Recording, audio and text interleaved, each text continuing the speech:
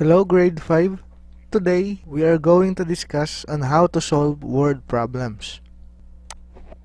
Of course, to solve a word problem, first, you need to understand the problem. Here is a sample problem. Chico and his father caught a deer while they were hunting in the forest. The deer's meat weighs 27,600 grams.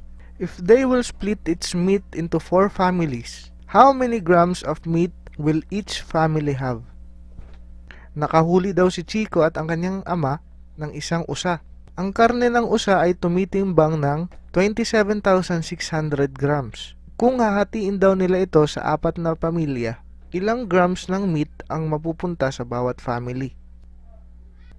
So, to understand the problem well, I will teach you a method. I call it AGONSF Method. But what does AGONSF Method mean? AGONSF stands for A. What is asked in the problem? G. What are the given data or information? O. What operation to be used? N. What is the number sentence? S. Solve. And F. Final answer. So that's what AGONSF stands for.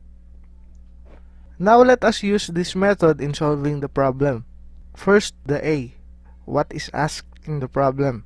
To know what is asked in the problem, you should know the WH questions, just like what, when, where, why, and how. Kapag makita nyo ang mga ito sa problem, malamang that is the question. So here, the word how is used. So yung question dito ay, how many grams of meat will each family have? So yun, nahanap na natin yung question o yung asked sa problem. Next, what are the given data or information? Dito naman, kailangan mong hanapin sa problem ang mga numbers na kailangan gamitin sa pagsosolve. So una dito ay ang 27,600 grams and then 4 families. So, yan lang naman yung mga kailangan nating information dito, di ba? Kasi 27,600 grams yung timbang ng meat at ang maghahati-hati ay 4 families. Next, what operation to be used? When we say operation, ito yung mga basic operations. Just like addition, subtraction, multiplication, and division. So, titingnan natin yung problem kung may mga clues doon kung anong operation yung dapat gawin. Ngayon, yung makikita natin dito ay ang word na split. Split means hati-hatiin, di ba? Ibig sabihin, ang operation na gagamitin natin para ma-solve ang problem is division. So, next, what will be the number sentence? Tandaan nyo na ang number sentence also means equation. Ito na yung mga number na isosolve. Para malaman ang number sentence, we need to know the given and the operation. Since alam na natin ang mga yan, pwede na tayong makagawa ng number sentence. So, 27,604 are the given and the operation is division. Lalagyan na lang natin ng is equal to n.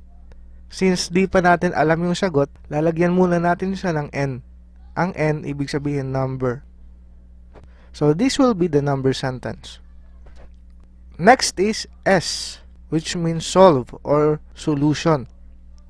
In solving, of course, we will use the number sentence. So, dahil division to, isosolve natin to in long division method. So, let's solve it. 27,600 divided by 4. 2 divided by 4 is 0.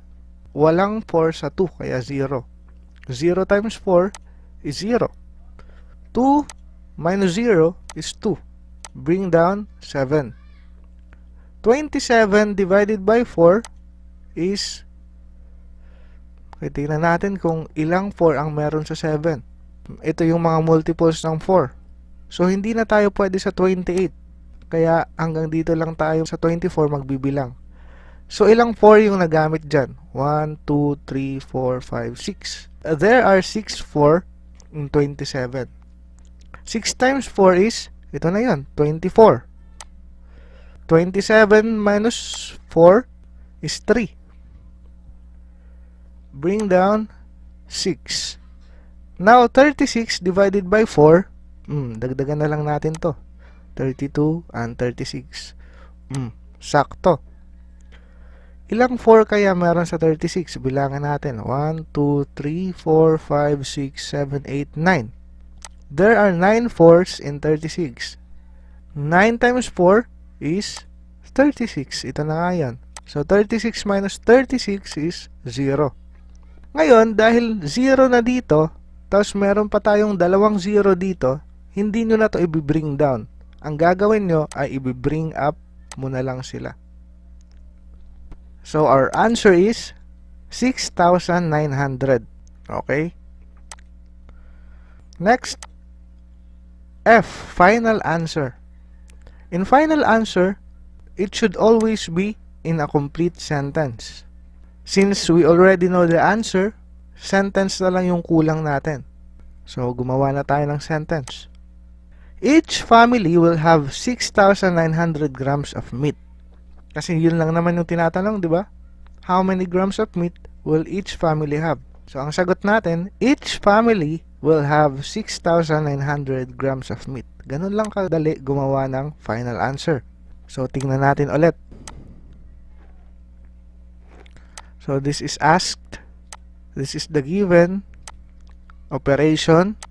Number sentence. Solution. And then, final answer. So, that is how you solve word problems. Now, watch the second part of this video. Doon nyo malalaman yung iba pang paraan kung paano magsusolve ng word problem.